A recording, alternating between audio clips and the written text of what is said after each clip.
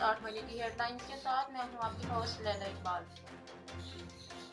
मरियम नवाज ने गिलानी को सिलेक्टेड करार दे दिया, कहा ताबेदारी करनी है तो इमरान खान की पैरवी करें, कभी हुकूमत कभी अपोजिशन, ये नहीं चलेगा। कौन सिलेक्टेड है कौन नहीं मैं जानता हूँ, ठंडा पानी पिए लंबी लंबी सांसें ने। बिलावल भुट्टो ने मरियम का रद्द-ए-अमल इमरान खान जैसा करार दे दिया, नून लीग को फ्रेंडली अपोजिशन का दाना दे दिया। वफाकी वजीर गुलाम सरवर ने पीडीएम को हारा व इत्तेहाद करार दे दिया, कहने लगे हमजा की लाइन अलग, मरियम की लाइन अलग है।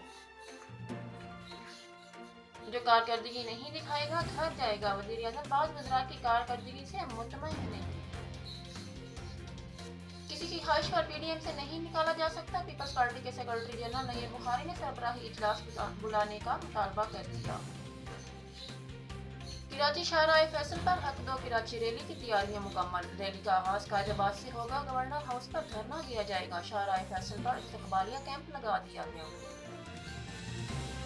Opposition leader Sindh assembly Ali Madal को रिहा कर दिया गया, मीडिया से गुफ्तगू में सिंध हुकूमत पर बढ़ाई कर दी, बोले सियासी मुकदमात बनाए जा रहे हैं।